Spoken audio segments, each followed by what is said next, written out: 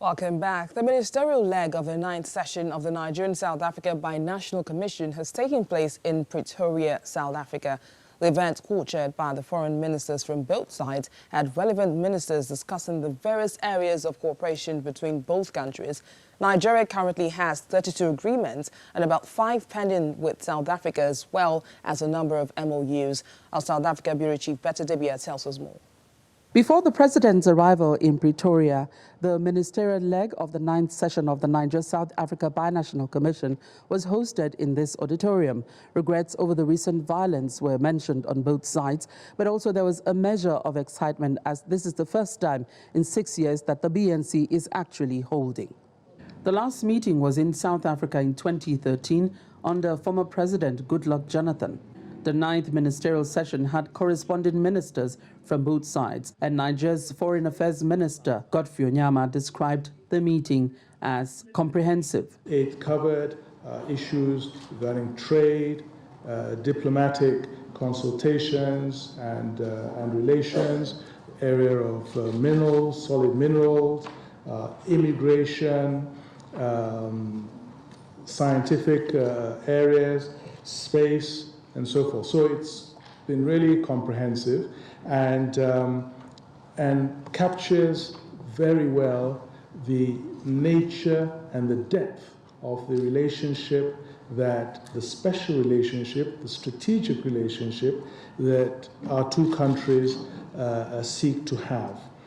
We will report as ministerial co-chairs to our principals on the progress that we've made and on the outcomes of this set of meetings, and they will then formally chair the Binational Commission meeting, which will be held tomorrow as part of the state visit. And before everyone got to this point, meetings of senior officials, described by some participants as frank and hectic, had taken place. All areas of cooperation and friction were laid bare. The two meetings have been characterized by compromise, frankness. Yes, we have tabled all the issues that are challenging in the relationship, and we were able to smoothen all the areas where we have challenges. Yes, it has been hectic. Yes, it's been frank, but it has also been characterized by cordiality too. Nigeria has 32 agreements with South Africa so far and still counting. And they're touching on cooperation in trade, science, defense, and ICT, among others, as well as several MOUs like the MOU on economic and technical cooperation. This state visit marks 20 years since the establishment of the Niger-South Africa Binational Commission in 1999. President Buhari's state visit begins at the Union Buildings with an official military ceremony, the main Binational Commission meeting, and a press conference, all on Thursday. A business forum is part of the program on Thursday, as well as a meeting with the Nigerian community on Friday before the president departs.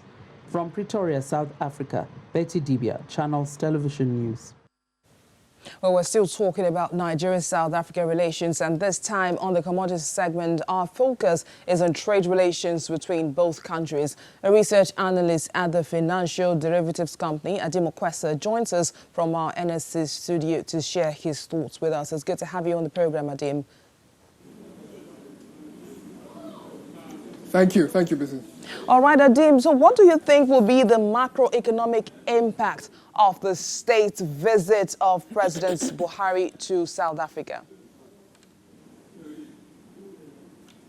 Well, I think it is a very extremely positive development that President Buhari is paying a visit to South Africa. I think it's also symbolic that the president himself is paying a visit rather than his foreign minister or vice president. This meeting is happening against the backdrop of phobic attacks on foreigners, particularly Nigerians. To answer your question, Nigeria and South Africa can't afford to be at odds with each other at this present time we have now. I think a positive outcome of this meeting will be if both presidents can make commitments to continue to strengthen their economic and political relations regarding the xenophobic issue, I think President Buhari will seek reassurances from the South African government that criminals that continue to perpetuate these attacks will be prosecuted and charged. The president will also seek practical steps to guarantee the safety of Nigerians living in South Africa, because until now, these criminals have acted with impunity. The South African government has often turned a blind eye to these attacks. It has often labeled these attacks as small-scale criminality rather than admitting to the problem of attacks on foreign nationals. I think most Nigerians will want President Buhari to call for a total end to attacks on Nigerians, but it's more complicated than that, because the issue stems from the fact that South Africans are facing economic hardship, and the easy scapegoat is foreign nationals. So as long as the economy, South African economy, continues to deteriorate, these attacks will continue. But as long as we can get assurances from the South African government that if you attack Nigerians or any other foreign nationals, we'll be more forceful, we'll be more tough on the issue, and this will act as a deterrent and hopefully curb these attacks. All right, Adim, one other issue is the fact that there are at least 8 major South African investments in Nigeria and barely 1 major Nigerian investment in South Africa. Do you think the scale is tilted against Nigeria, or what can be done to correct this imbalance? Yes, I think the balance is clearly tilted in the favor of South Africa. We have a number of investments in South African-owned business operating in Nigeria. For example, Sasol, Shoprite, MTN Nigeria, MTN, I beg your pardon, MultiChoice, and a number. Whereas I think the only notable Nigerian company operating in South Africa is Dangote Cement. But making this comparison alone negates the reality that the two countries are at different stages of development. South Africa, for example, is Africa's most developed economy, Africa's most industrialized economy. It's a very diversified economy. It's highly regulated economy. And as a result, there's a lot of competition, therefore making it very difficult to penetrate. Nigerian banks that have aggressively expanded in East Africa and West Africa have been reluctant to enter the South African government for this chief reason.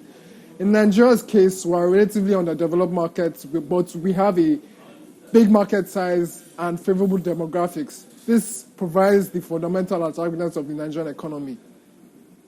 However, saying this, is still very disheartening that there's only one notable Nigerian company operating in South Africa at this point. I think to correct this imbalance, the federal government can use agencies like the Nigerian South Africa Bilateral Commission to create more avenues for investment. Hey, Adim, I know there's a lot to be said regarding this issue. Adim, there's a lot to be said regarding this issue, but we just have to put it to rest at this point. Thank you for coming on the program. Adim Okwesa is a research analyst with the Financial Derivatives Company. And that's our show today. Thank you for watching. I am BC Adebayo.